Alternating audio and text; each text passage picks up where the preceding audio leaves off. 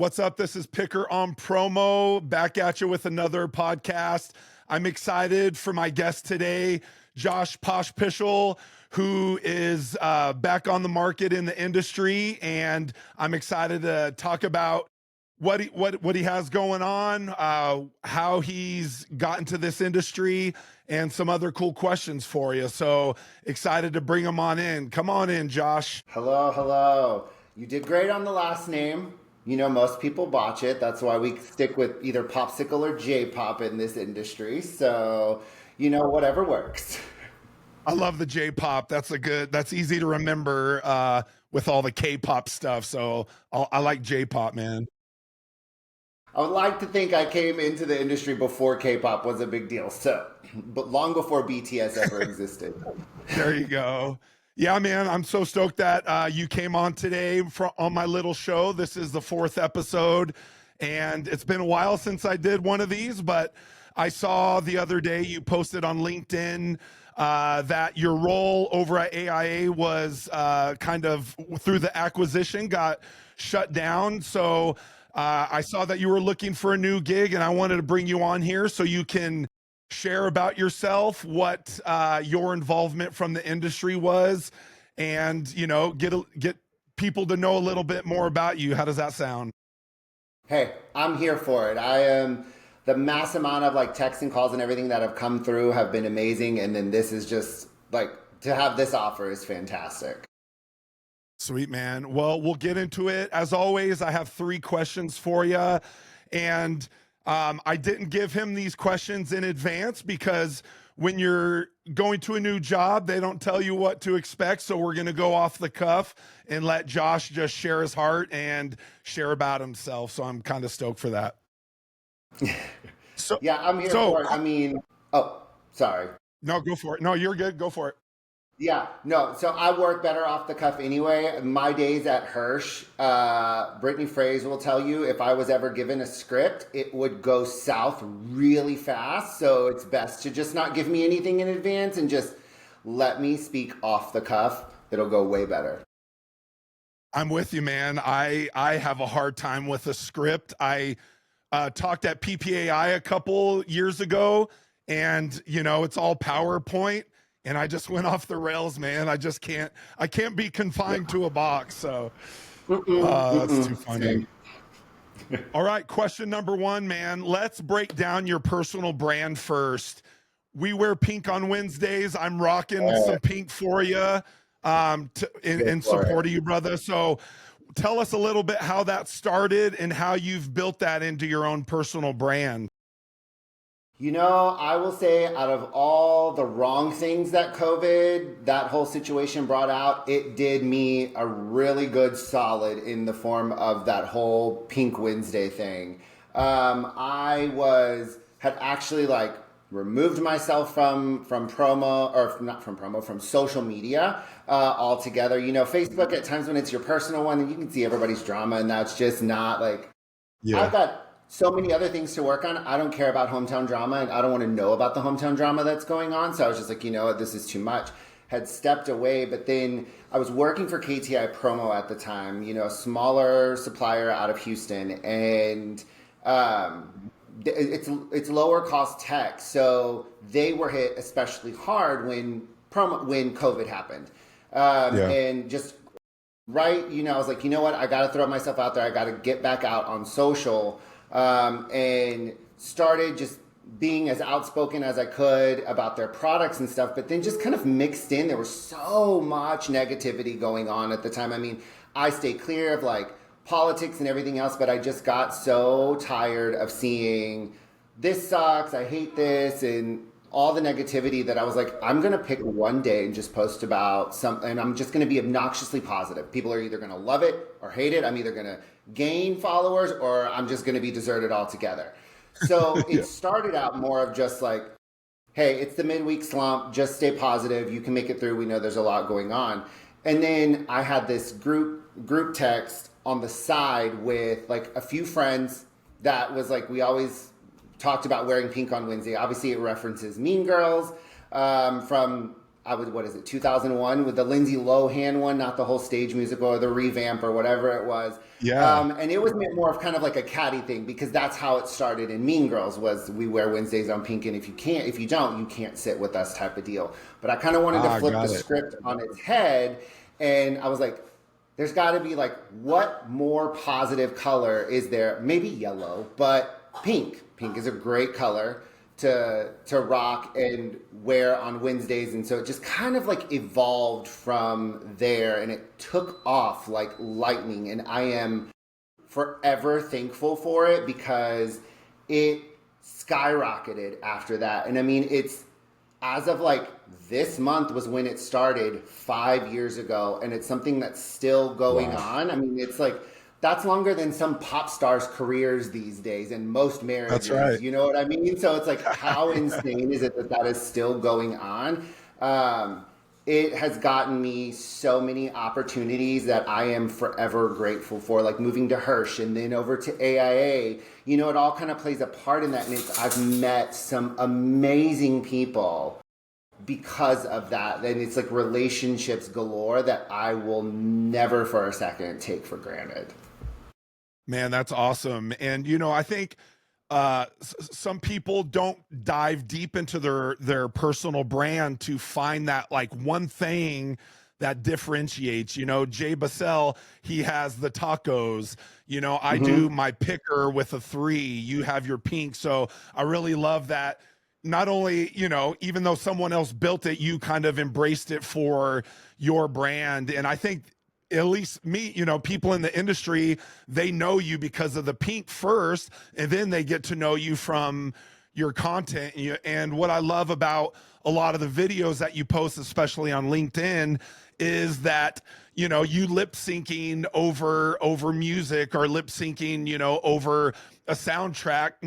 I think, you could tell you're having fun and it's pumping you up, but I love that you never know who is having that bad day or need that little bit of encouragement to say, man, even though it's all black some days, we can be happy and positive and, be blessed for the good things that we have. So, everyone go follow him and, he gets you entertained and gets you pumped so you can sing along with his videos. Yeah, my mom, like growing up, even though like single mom, 3 jobs, she always taught my sister and I that things could definitely be worse than what they were and to like always be thankful for what you have. Something that I try and instill in my kids as well. And that just kind of translate, like it gave me my work ethic and just like that positive outlook on things. Not all days great. No. I post about the crappy days too. I want them to know that even though I post about like positivity and kindness, there are some rough days and it's okay to own those rough days, but don't let those rough days define. 100%, man. I love that. And that's a great attitude, everyone, as you go to your next spot, to know that like, Josh might look great on paper, but again, that personality, you want someone to fit in your culture that is going to bring your culture up, not be a Debbie Downer, at the water cooler. So, take that personality trait hardcore with Josh and kind of going into, the positivity thing. Tell me about your time as a sous chef with Promo Kitchen. I know that during that 2020 to 2022 timeline, you were at 2 different companies. So how did being a sous chef help you in your day job, and what made you want to go and be a sous chef with the awesome organization called the Promo Kitchen? Well, once I really decided, like I fell into promo. I think most of us say they fell into promo by chance. I don't think unless you're born into it from a family business, it's not something that most seek out because it's just, promo's like this weird hidden entity that so many people don't know about that exists, but it's so vast. Fell into it through a Craigslist ad, as creepy as that sounds way back when. But once someone told me one time that once you're in here, it's rare that someone leaves. And I truly believe that. But once I realized this was my home and I could be loud and crazy and be accepted, I wanted to learn everything that I could imaginably possible about this industry. And so it was volunteering with like the HPPA, the local regional association, being a president of that association probably long before I technically should have been. And then it was Promo Kitchen. I had met Molly from Maple Ridge at multiple events, Joanna Gottlieb, Kate Plummer, at various things, and they were like, you should join Promo Kitchen. But I didn't even need to know more about it. I was just like, yes, whatever information I can get, throw me into the deep end. I'm ready for it. And it was great. I loved that band of misfit toys is the best way to put it, because we were all so like weird in our own great ways and brought so many different aspects to the table in those conversations. Also, my background from school is interactive media design, so I can code and do graphic design, and they needed help on the graphic design side. And, you know, being sales and marketing at KTI Promo at the time, I didn't get to truly tap into that freedom of creativity. When you're creating a catalog, you can't be like, make that insanely crazy. It's got to be product forward. Yeah. So I got to keep that creative side of me flowing and doing those side projects, helping create logos and stuff, some that are still used to this day, which is still really cool to see. And, you know, then when I moved over to Hirsch, my time was a lot more limited. And I actually had to back away from volunteering for Promo Kitchen just because I was traveling all the time. So, you know, the paying job had to come first, got bills to pay. And 100%. I felt really bad. Like I was letting Kate and Johanna down at that time. And they were like, no, Josh, you've got to do what you have to do for this. You have to put this first. Because, you know, I had missed meetings and certain things like that because I was at events, and I said, I'm sorry, I just really feel like I'm stringing y'all along like a bad boyfriend here, so I guess we should just cut ties. But I stay in touch with most of them that I was on like the committee with at the time. I still go to all the events. Johanna and Kate would still tell you, they will ask me usually every year at Expo, so when are you coming back? And I'm like, just not yet. I still, you know, at the time, like this last year I was at AIA and I had the speaking gig at Expo, and I was like, I promise, if there is ever time that allows in my calendar to volunteer for an organization in promo again, it would be for Promo Kitchen. I love it. And, you know, for me, I was mainly on the apparel side up until 2020. And through the whole COVID thing, I got more on the promo side. And Promo Kitchen, I discovered them on Twitter when we used to do, was it on Wednesdays or where we would, I even forgot the name. It's been a couple years, but getting involved in the Twitter chats. And that's where I met Kate and all the awesome rock stars, Charity and Jay.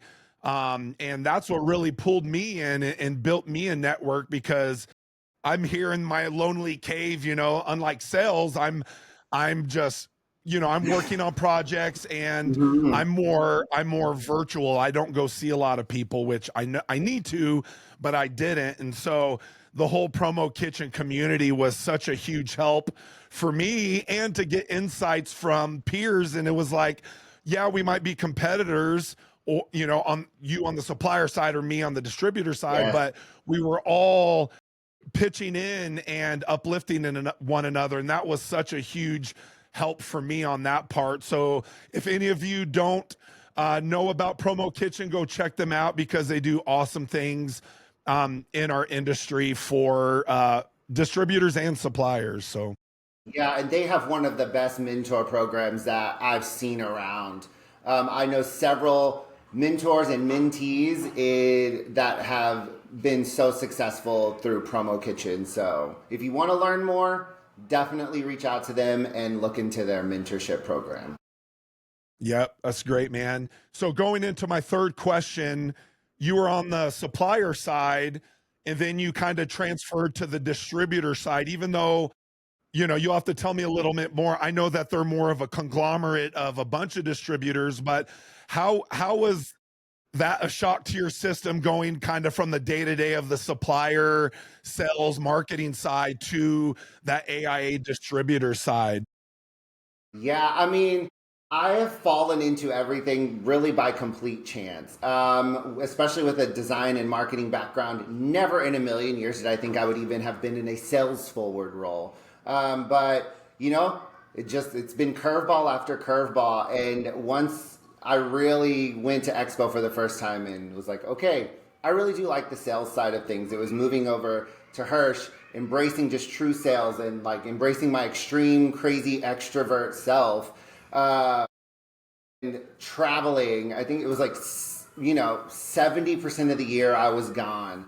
But I loved it. Like, it was stressful at times because, having my kids, being a FaceTime dad, missing certain key milestones in their lives is really tough. Yeah, I bet. But I loved all the relationships, all of the people. They really felt like a big family when I was at all these different national events. But the one of the things that really altered where I was at in my brain with traveling and being at Hirsch, because Hirsch let me embrace and be who I was. They didn't give me a ton of guardrails in terms of what I wanted to post. I didn't have to post exactly what marketing was posting. I got to talk about what I was passionate about there, and then really just own the whole, they let me continue the Pink Wednesday and everything else. But it was July of 2023, and there were multiple shows that month. I think I was home maybe 6 days out of that entire month. One of the days I was gone was July 11th, and that's my daughter's birthday. And while she told me it was fine, and I believed her, I had a harder time being gone on her birthday than I thought that I would. I recorded a happy birthday video in the middle of a national, sales meeting that I was at, and it took me 4 times to record it because I was getting so emotional about it. And just from that point on, something shifted in my brain that I was like, I've got to find a way to be home more. And no fault to Hirsch, and that was just the nature of my role, and I knew that. Yeah. But then in September of that year, I was at the AAA National Conference in Nashville, and they started active conversations about joining them as their VP of Business Development role. And it would flip my travel from 70-30 to 30-70. I would be traveling 30% and home 70%. Nice. So once I got that offer, I took it. It was a great career advancement going from a national account manager to a VP of business development. And really got to hone in on building those relationships from the ground up with this team that I had underneath me that were fantastic. Promo is relationship based. It's one of those rare industries it's not transactional. It's not software sales or medical sales. It's relationship based, and I got to help them craft that from the ground up. So, it was a no-brainer when the offer came through. I have my kids full time, so being home with them more was most important, and that's when the decision was made, when I sat down with Peter and Paul Hirsch and told them, I'm like, look, I love it here. I love everything that y'all have done for me and allowed me to do. But the fact is if I stay here, I just can't be home like I want to be home with my kids.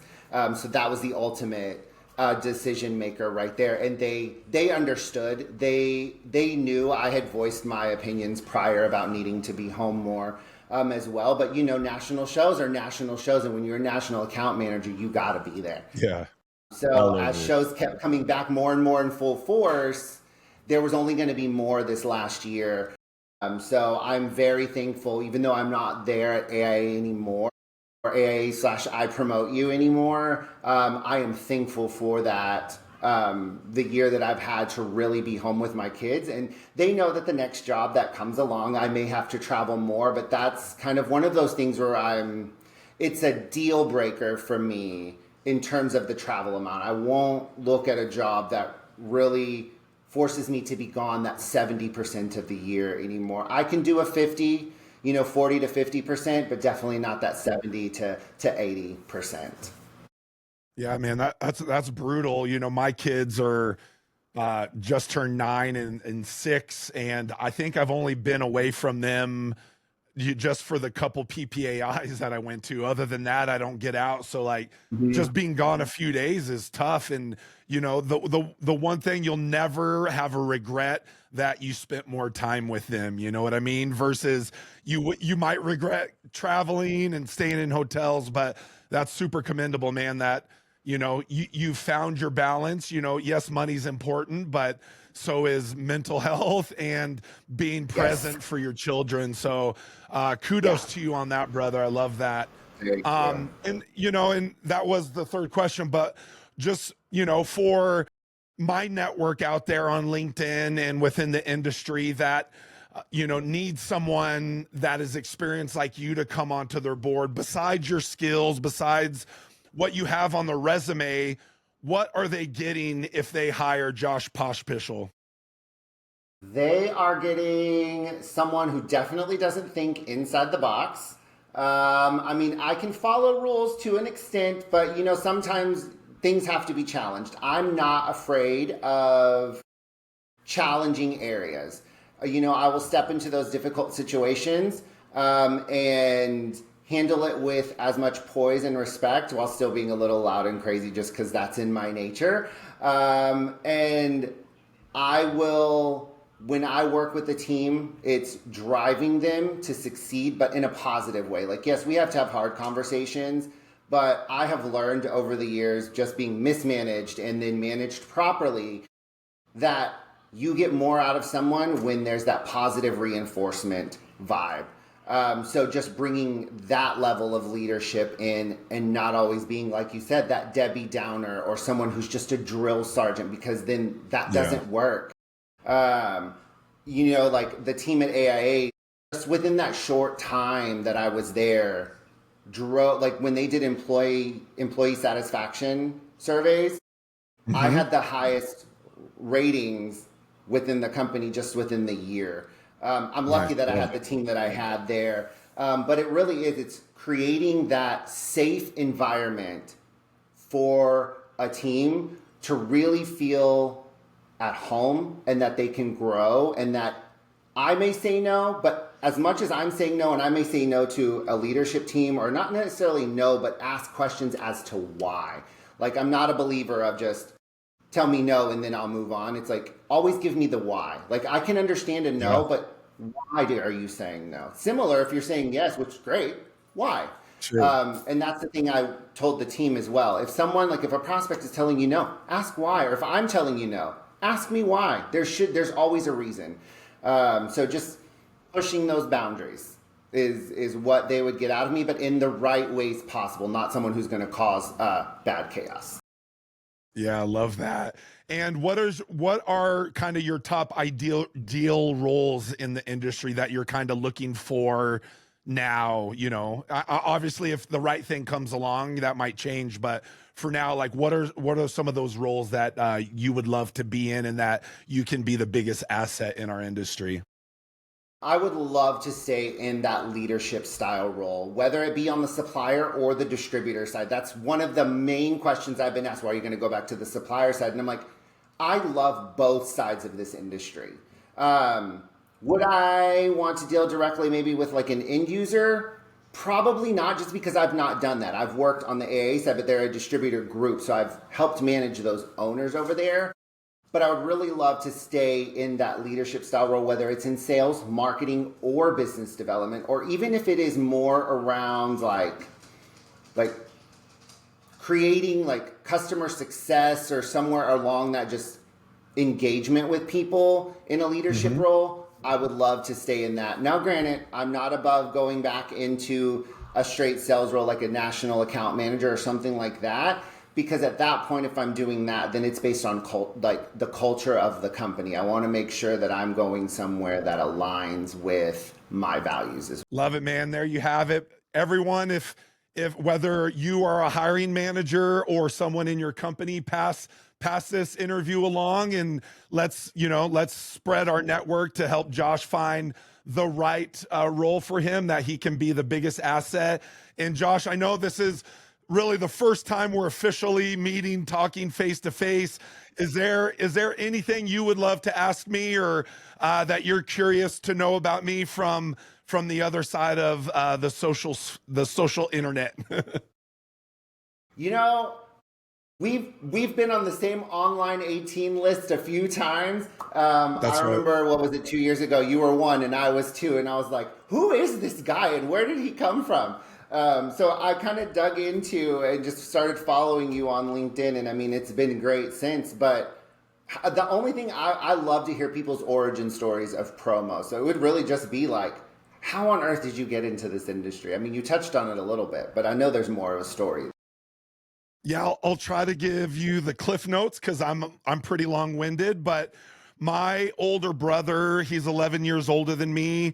He has been involved in custom merchandise since the early 90s, so since I was in junior high. And every summer growing up, I would go out to California and help him sell t-shirts at, the swap meet or concert venues. And I never wanted to go into that space. I wanted to be an engineer. But as every year went by, I learned more and more about the industry. And I used to tour all around like summer festivals selling merchandise for their clothing brand. Still, I didn't want to, I wasn't planning on doing that. And then after college, I needed to pay the bills. My brother knew a merch company that was in the band world. And so he got me a job traveling with rock bands, living in a suitcase on a tour bus.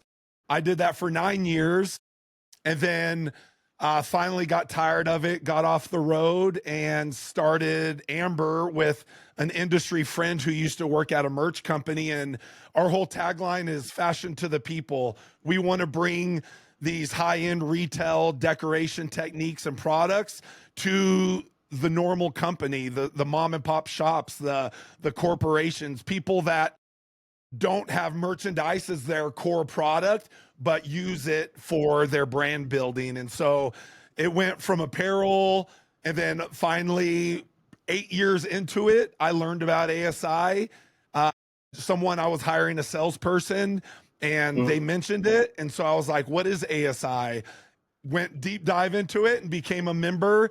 And it really doubled my business. I went from just wearables to wearables and hard goods. And it was a game changer for my industry. And so I wanted to share my knowledge of apparel and passion for creative and design. And then how can I translate that on the hard goods side? As you said, just slapping a logo, there's not a whole lot of creativity. So you have to find that, why are you going to use this product? It's not going to be a sexy thing. So from there, I just learned and started writing for industry magazines, and then got connected to Promo Kitchen. And then I guess the rest is history. People started inviting me, and this is the first year I wasn't on the top 18 for a while, but I've been I don't know, I was a little burnt out of posting and content, but I'm working my way back. My passion hasn't changed. I'm still in business. I've just had a kind of a brick wall to post and share on social. So thank you for being consistent and being positive. And, whether you know it or not, it's encouraging for someone like me that, I look and I have no drive to post, but I know I need to. Like, my calling is to help and share what I know with other people to make merchandise better, whether it's my clients or other people's clients. The more we can keep that bad merch out of the landfills and out of the thrift stores and actually build brand for our customers. Right. That's my goal, man. So there's the short version of my entrance. And it's almost a drive not being on that top 18. Not that I do it for that, but you want to see that someone is listening to my crazy ideas about merchandise or branding or positivity. So that Yeah. gives me something to shoot for next year to get back on that list. So Hey, I'm right there with you. It's a fun validation is what it is. That's the yeah. best way I can tailor it. And awesome people on the list, and Yeah, they're being in good fantastic. company rises all boats, or whatever that saying Yeah, is. So yeah, I agree. There's great returning people, but I love the amount of fresh faces that are on there this year because there's so many good ones. I mean, I've got a list of probably like 15 to 20 others that I'm like, well, how can we help them and get them more notice that post consistently and do different stuff? But I think that's the thing about that list that I love the most is it's people that are challenging the industry and not just being stagnant and doing the same old, same old. They're trying to do things in a different way, and that's what we need. Yep, entertainment engagement over order taking all day. Yes. Well, Josh, thank you so much for being on Picker on Promo. So stoked to have you. We will be sharing all of Josh's information so you can follow along and see his job journey, and sending you good vibes, brother, to land that perfect spot for you and your family and to make an impact on your next organization. Thank you so much. This has been an absolute blast. Awesome. Fashion to the people.